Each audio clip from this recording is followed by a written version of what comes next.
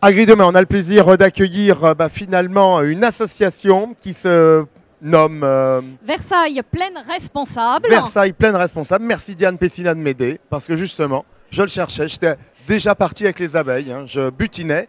Alors, une grande importance de cette association, c'est de transmettre. Pas de transmettre que du goût, bien évidemment. Un peu de pédagogie, ça ne nuit pas.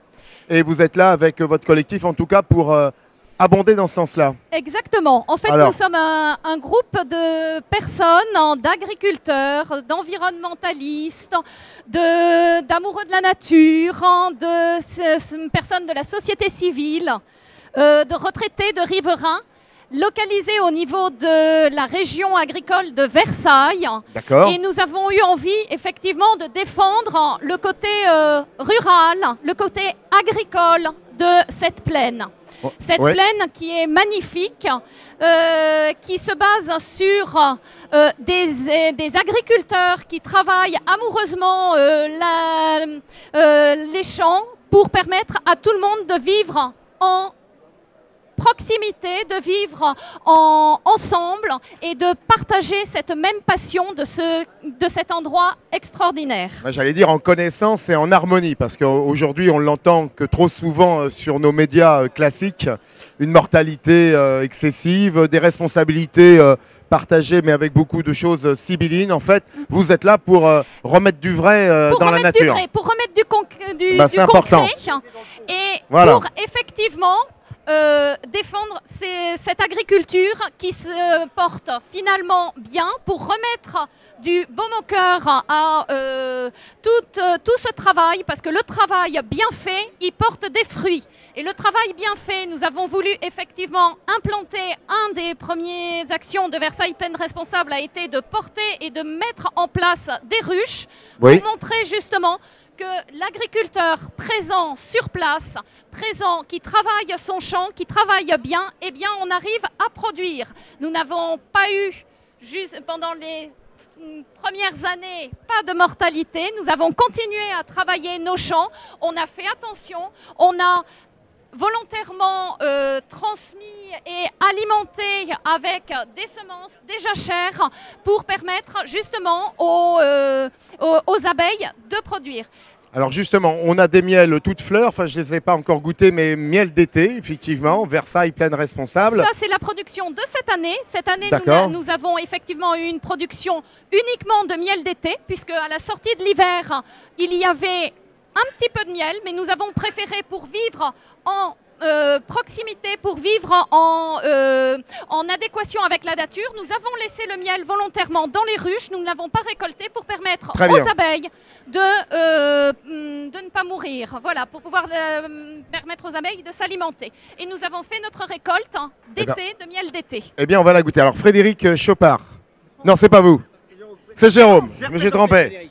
Alors, mais je suis très fier de représenter Frédéric. Voilà, donc c'est le GIC de Loisemont. GIC de Loisemont, c'est vrai, c'est là aussi une association qui avait au début un but synégétique, mais en fait qui s'est vite montré très efficace sur le terrain dans la communication, dans l'ensemble des actions. C'est-à-dire que quand vous vivez dans la plaine de Versailles, vous êtes agriculteur, vous ne pouvez pas avoir des œillères sur ce qui vous entoure, sur tous les gens qui viennent profiter de cette plaine, qui pour eux, ça n'est qu'un espace paysager et de loisirs. Il vous faut leur rappeler, vous ne pouvez pas avoir raison dans votre coin, que c'est aussi un espace de production et qu'on est amené à tous s'entendre. Et c'est un peu ainsi qu'avec Versailles Plaine Responsable, on est amené à monter les ruchers, c'est-à-dire la preuve par la vérité de terrain. Bien sûr. À partir du moment que ces récoltes sont formidables, 46 kilos de miel par ruche en moyenne cette année, quand on a connu une année aussi difficile, ça doit être 16-17 kilos en moyenne en France cette année. 46 en plaine de Versailles, là où il y a un contexte périurbain difficile. Donc c'est formidable, c'est la preuve que vos agriculteurs, tout en maintenant leurs objectifs de rendement, être producteurs, doit pas être vulgaire, c'est ça qui protège la plaine, sont tellement responsables dans leur pratique que le premier vraiment symbole de leur bonne pratique, c'est ces pots de miel qui sont remplis, c'est cette biodiversité qui est préservée, c'est ces panneaux de communication qui prouvent aux acteurs et aux promeneurs dans le terrain qu'ils ont des agriculteurs responsables dans tous leurs agissements. Et je dois dire, malgré le contexte périurbain, on vit très bien qu'en agriculteur, moralement, qu'on est agriculteur en plaine de Versailles, et ça se passe très bien avec nos voisinages. On a fait réduire tout ce qui était, entre guillemets, incivilité, etc. On a vraiment de très bonnes relations avec nos riverains, alors qu'on pourrait penser qu'il est plus difficile chez nous. Alors je voulais poser une question, est-ce que parce que vous avez un parrain de taille et de poids, que finalement le respect s'est instauré dans votre démarche? C'est vrai qu'au début de l'aventure, à cette époque, David Douillet était élu dans la plaine de Versailles.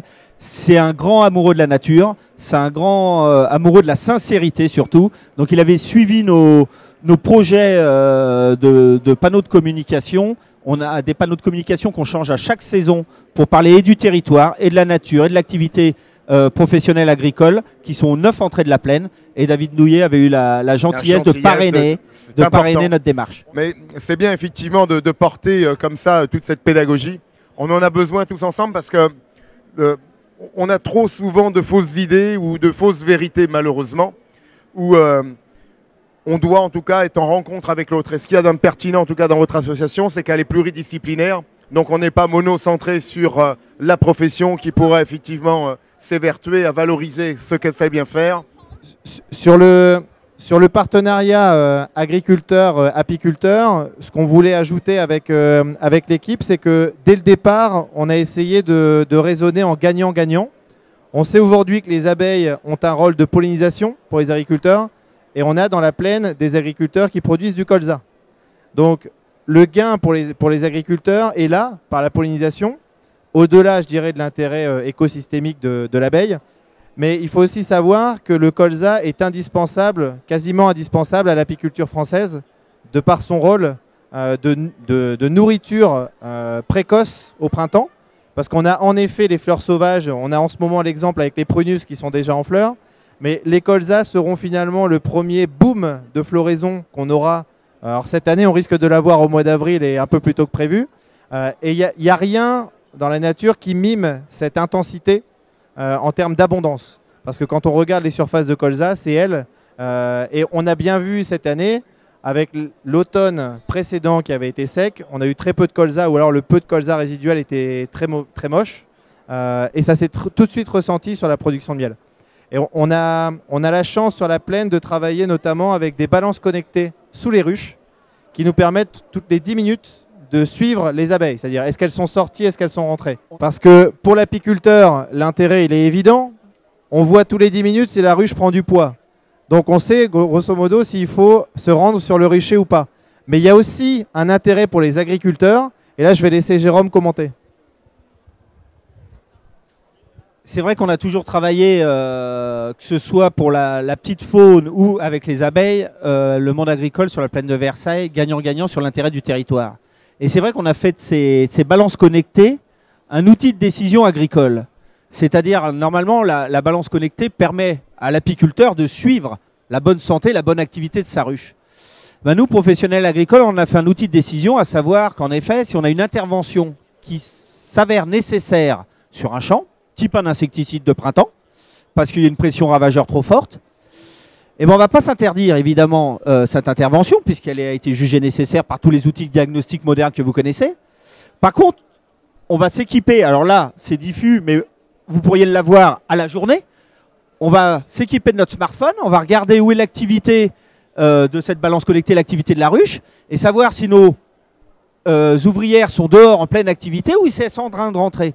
Et donc, on ne va pas s'interdire l'insecticide, on va juste le différer dans le temps afin d'avoir le zéro impact, c'est-à-dire ne cibler que ce qu'on veut protéger et être sûr que nos abeilles seront le moins exposées possible. Et la balance nous permet de savoir exactement quand tout le monde est rentré au rucher. Et ainsi, c'est ça aussi qu'on appelle être une plaine responsable. Tout à l'heure, on me disait pourquoi Versailles plaine responsable?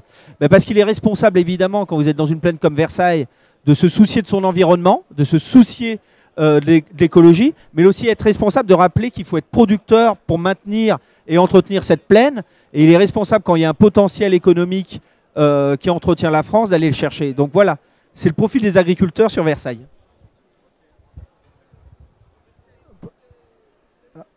Oui, alors c'est justement sur ce point où je voulais en venir. Tout à l'heure, on a vu un tableau avec les résultats depuis 2016.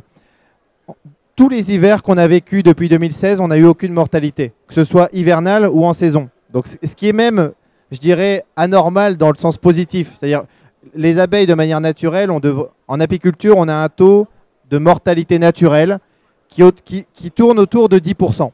Cette année, l'hiver n'est pas terminé, parce qu'on ne fera la visite de printemps que dans un mois.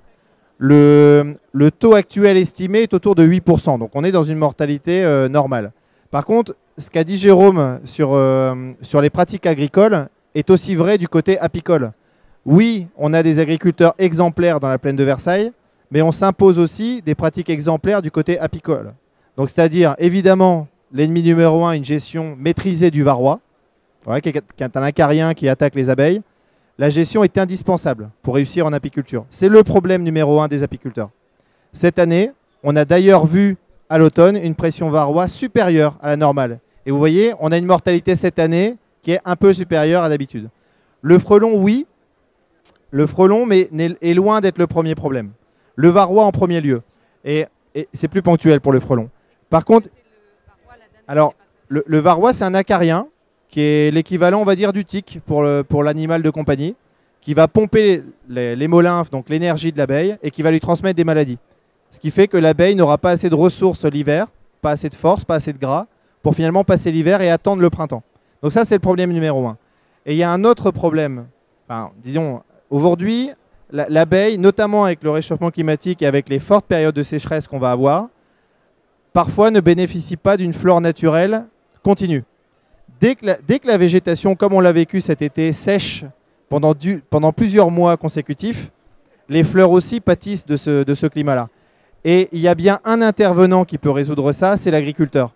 Grâce aux balances connectées qu'on vous a montré tout à l'heure, on est capable d'identifier les périodes à laquelle l'abeille a un manque de ressources.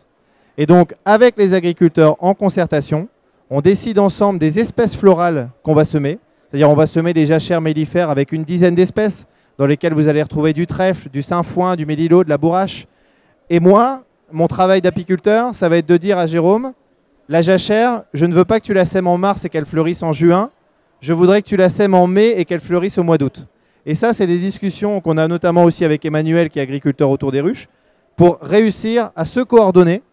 Donc, les agriculteurs dans les interventions, mais moi aussi l'apiculteur dans les besoins que vont avoir les abeilles. Voilà. Et tout ça, ça crée le partenariat gagnant-gagnant. Bah, on a eu le plaisir d'accueillir, je dirais, l'ensemble des acteurs, en tout cas de Versailles Plaine Responsable, pour une dégustation avec beaucoup de pédagogie. Et en tout cas, on vous invite tous à les suivre sur Versailles Plaine Responsable sur Facebook. Et puis sur versailles.plaine.responsable@gmail.com pour toute question Internet. Merci à vous tous et très belle dégustation.